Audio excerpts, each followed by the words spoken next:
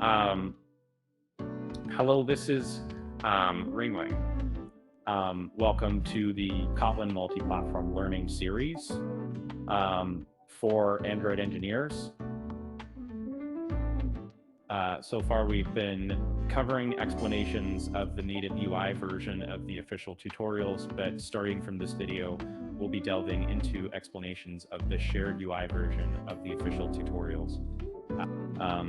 In this video, we'll be learning about the module structure of the shared UI version of the official tutorials.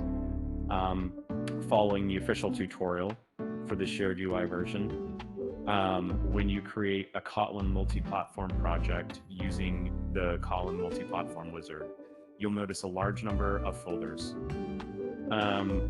Firstly, it's important to understand that this project is divided into two modules. The first one is the composeApp module.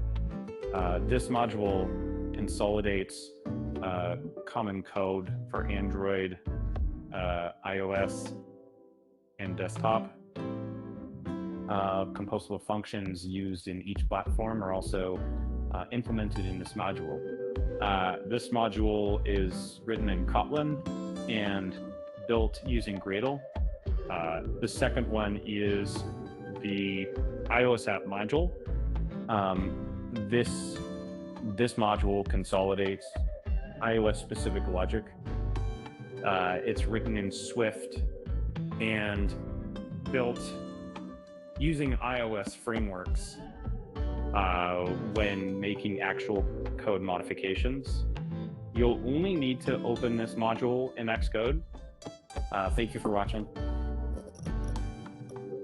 If you found this guide helpful, please don't forget to like, subscribe, and hit the notification bell.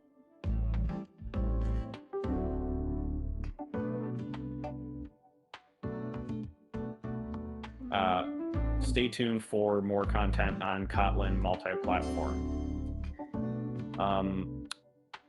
Now, happy coding.